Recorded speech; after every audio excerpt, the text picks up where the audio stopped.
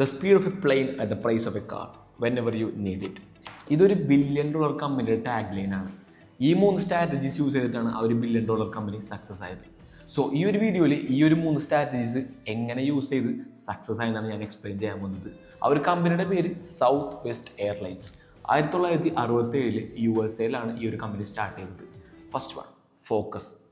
South West എയർലൈൻസും മറ്റുള്ള എയർലൈൻസും എന്തിലാണ് ഫോക്കസ് ചെയ്തത്? മറ്റുള്ള എയർലൈൻസ് കസ്റ്റമറിന് എന്ത് ഫുഡ് കൊടുക്കും, കസ്റ്റമറിന് എന്ത് എൻ്റർടൈൻമെൻറ്റ് കൊടുക്കും, ഡിഫറെൻറ്റ് ടിക്കറ്റ് ക്ലാസ് എങ്ങനെ ക്രിയേറ്റ് ചെയ്യും, ഇങ്ങനത്തെ കാര്യങ്ങൾ ഫോക്കസ് ചെയ്തു. പക്ഷേ സൗത്ത് വെസ്റ്റ് എയർലൈൻ ഫോക്കസ് ചെയ്ത് എന്തിനാണെന്ന് വെച്ചിട്ടുണ്ടെങ്കിൽ ലോ കോസ്റ്റിൽ കസ്റ്റമറിന് എങ്ങനെ ട്രാവൽ ചെയ്യാൻ പറ്റും, അഥവാ ലോ ടിക്കറ്റ് കോസ്റ്റിൽ എങ്ങനെ ട്രാവൽ ചെയ്യാൻ പറ്റും. 2, ഫ്രണ്ട്ലി സർവീസ് എങ്ങനെ പ്രൊവൈഡ് ചെയ്യും. 3, ഓൺ ടൈമിൽ എങ്ങനെ ഫ്ലൈറ്റ്സ് അറേഞ്ച് ചെയ്യാൻ പറ്റും. അഥവാ കസ്റ്റമറിന് വേണ്ട ബേസിക് ആയിട്ടുള്ള കുറച്ച് കാര്യങ്ങളല്ല, ആ ഒരു കാര്യങ്ങളിൽ മാത്രം ഫോക്കസ് ചെയ്തിട്ട് അത് അടിപൊളിയാകാൻ നോക്കി. അതാണ് focus. Second one, divergence. Divergence എന്ന് പറഞ്ഞിട്ടുണ്ടെങ്കിൽ ഒരു മീനിങ് എന്ന് പറഞ്ഞിട്ടുണ്ടെങ്കിൽ മറ്റുള്ളവരിൽ നിന്ന് എങ്ങനെ മാറി നിൽക്കും. സോ സൗത്ത് വെസ്റ്റ് എയർലൈൻസ് മറ്റുള്ള എയർലൈൻസിൽ നിന്ന് എങ്ങനെ മാറി നിന്നുള്ളതാണ്. മറ്റുള്ള airlines luxury, status, seat arrangement ഇതൊക്കെ കാണിച്ചിട്ട് എന്ത് ചെയ്തു, മാർക്കറ്റിൽ മാറി നിൽക്കാൻ നോക്കി.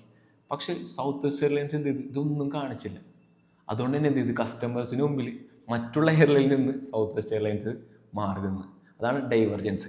ഇനി third one, tag line. Tag line ഞാൻ ഫസ്റ്റ് വായിച്ചത്, the speed of a plane at the price of a car whenever you need it. ആ ഒരു ടൈമിൽ Southwest Airlines low fare airline എന്നാണ് അറിയപ്പെട്ടിരുന്നത്. കാരണം ആ ഒരു ടാഗ് ലൈൻ വായിക്കുമ്പോൾ തന്നെ കസ്റ്റമറിന് മനസ്സിലാവും ഇവരുടെ സ്ട്രാറ്റജി എന്താണ്, വിത്തൗട്ട് എനി എക്സ്പ്ലനേഷൻ. സോ ഈ 3 സ്ട്രാറ്റജീസും വർഷങ്ങൾക്ക് മുമ്പ് സൗത്ത് വെസ്റ്റ് എയർലൈൻസ് യൂസ് ചെയ്തതാണ്. അഥവാ 1900-കളിൽ. ഞാൻ ഈ ഒരു ബുക്ക് ബ്ലൂ ഓഷ്യൻ സ്ട്രാറ്റജി എന്ന് പറഞ്ഞ ബുക്കിൽ ആണ് ഈ സംഭവങ്ങളൊക്കെ വായിച്ചത്, ഈ ഒരു സ്ട്രാറ്റജി ആ ഒരു കമ്പനിയെ കൂടെ വായിച്ചത്.